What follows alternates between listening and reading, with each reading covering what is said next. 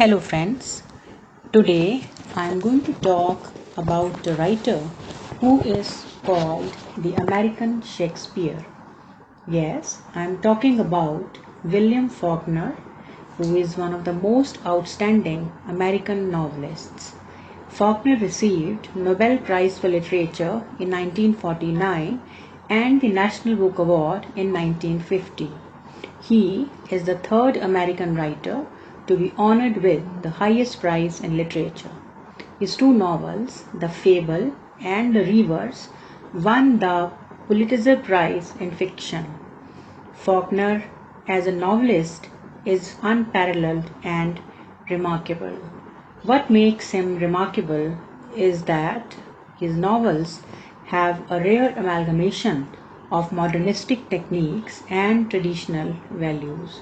In his novels, he deals with issues as old as the life on this earth, but in a technique that is as modern as the invention of psychoanalytical theory. His fecundity of imagination, the range of compassion, and the reach of his courage as an artist have impressed and awed his admirers and critics alike. His power of invention is great, and he has contributed to the theory of novel as an art form. The sheer bulk of his work is impressive. He is known for an abundance of narrative incidents. Faulkner, in his novels, created the mythical kingdom of Yoknapatawpha country, which is a battleground of Sartorius and Synopsis, the age-old and never-ending battle of good and evil, the ever-widening gap between people who live by values and die for honor and people who are ready to do anything for trivial gains is clearly visible in Faulkner's fiction. Faulkner's mythical kingdom wasn't an oversimplified sketch of imagination or a mere mention of the name or a simple description. Rather, he created it with all its minutest details. In his map of the place, he showed it as having a population of about 15,611 people and area of 2,400 square miles. Faulkner called himself the sole owner and proprietor of this mythical kingdom. His creation, his mythical creation, is both a mythical as well as actual region where his family has lived since time before the Civil War. Faulkner, long familiar with the minutest details of the South, saw it as a strange land. Faulkner is the most deeply Southern of Southern writers. Just as to think of Hardy is to think of Wessex, and to talk of Robert Frost is to talk of New England, similarly, to talk of Faulkner is to talk of South of America with its grim realities and terrifying truths. At the heart of Faulkner's work, the setting and scene of the most of his novels is his legendary Yoknapatawpha County. It is supposed to be in the northern Mississippi, with its county seat called Jefferson, lying about 75 miles southeast of Memphis and 40 miles from Oxford. Sometimes it is difficult to read and understand one novel without reading the other, because in his fiction, in his Yoknapatawpha fiction, most of his characters are members of the pioneering families. Same characters appear and reappear. All the books in the Yoknapatawpha fiction are a part of the same living pattern. They are like the blocks of the marble from the same quarry. It goes to the credit of the Nobel laureate that very affectionately and without passing judgment he acquaints his reader with Sartorius, Synopsis, McCaslins, and Compsons. These are the cast names of characters that appear in his works. One finds in Faulkner innumerable scenes worth remembering. There are many scenes in one of his novels, which is one of the finest novels, which is called the finest novels, one of the finest in 100 American novels, that is The Sound and the Fury. Benji howling for his sister Caddy, that is a remarkable scene that is mentioned now and then. Faulkner said, I quote, beginning with Sartorius, I discovered that my own little postage stamp of native soil was worth writing about, and that I would never live so long enough to exhaust it. It opened up a gold mine of other people, so I created a cosmos of my own. Unquote. Faulkner's preoccupation with the South in the majority of his novels seems more like a matter of compulsion rather than a choice. His ability lies in an inventive language which articulates his imagination as it creates characters in action.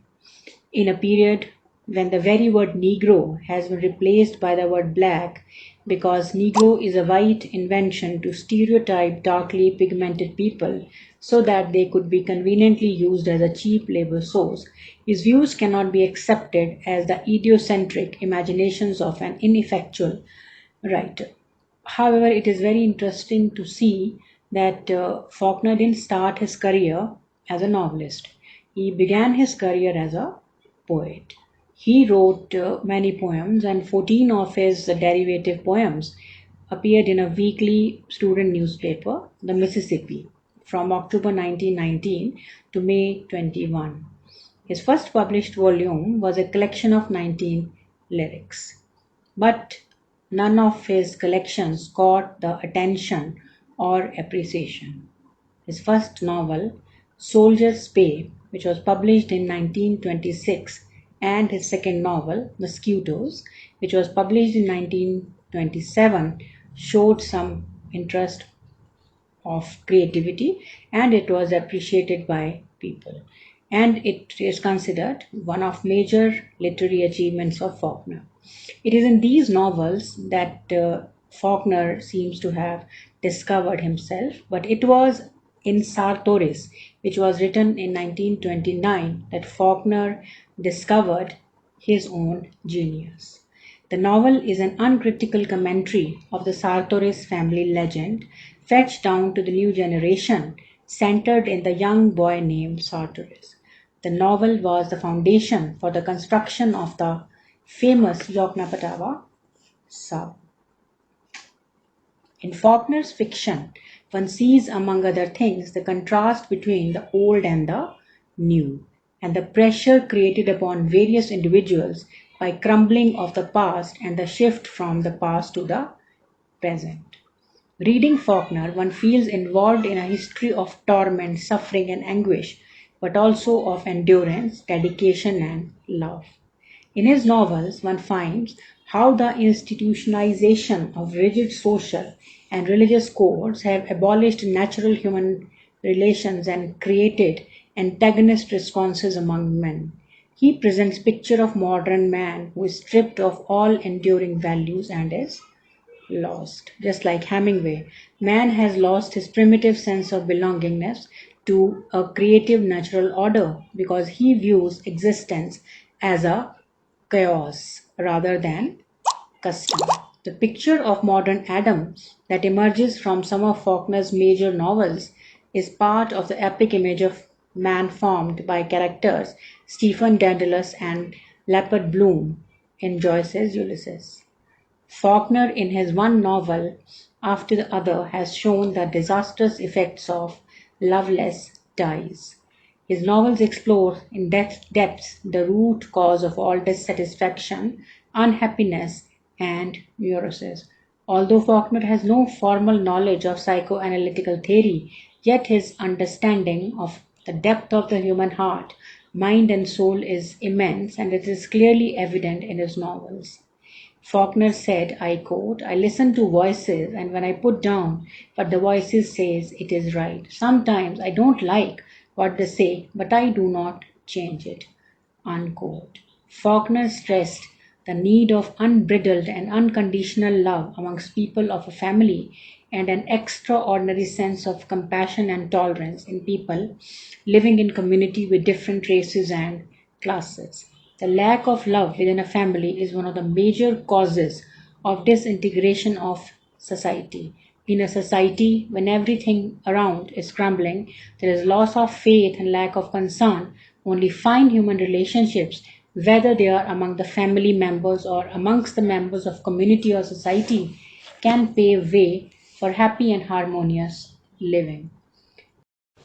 Far from idealizing the Old South, Faulkner sees in it an instance of the paralyzing influence that a rigid caste system and a closed society can exert on the individual. Born in such a society, men are automatically labeled and cross-filed in terms of color, class, and clan. The individual thus is born into an imposing system of myths and rituals, all of which exert their coercive pressure on him. Probably that is why Faulkner places human relationships on a very high pedestal.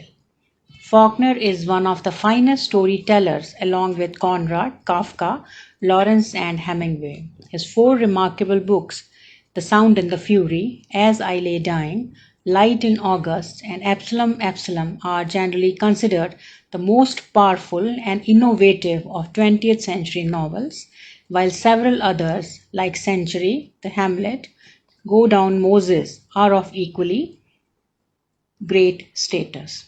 Faulkner was always in favor of love and compassion within and outside the family. His novels are many times criticized for the vagueness. His novels are known for their multiple narration. Faulkner is considered to be a very, very difficult novelist. Why? Because when you read a Hardy novel or read a Lawrence novel or read any regular novel, you will see that the story begins and the story ends just from the one perspective. But in Faulkner's novels, if we have four characters, we'll have four perspectives. His greatest novel, that is The Sound and the Fury, has as many perspectives as the writer has given characters in them. For example, we have the perspective of character called Benji, who is mentally not stable. Then we have a perspective from character that is Quentin, who commits suicide in the novel.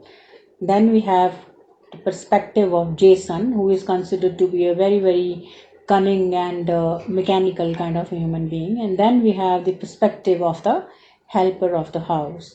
So, this way, we have four perspectives in the novel, and the main character, that is Caddy, on whom the novel is centered, we don't have her perspective. So, Faulkner is considered to be a very, very difficult novelist to understand, but he remains the finest and the greatest because he talked about the complexities of human mind and human heart, and what is the solution that he gave through his novels, that is love and understanding and compassion.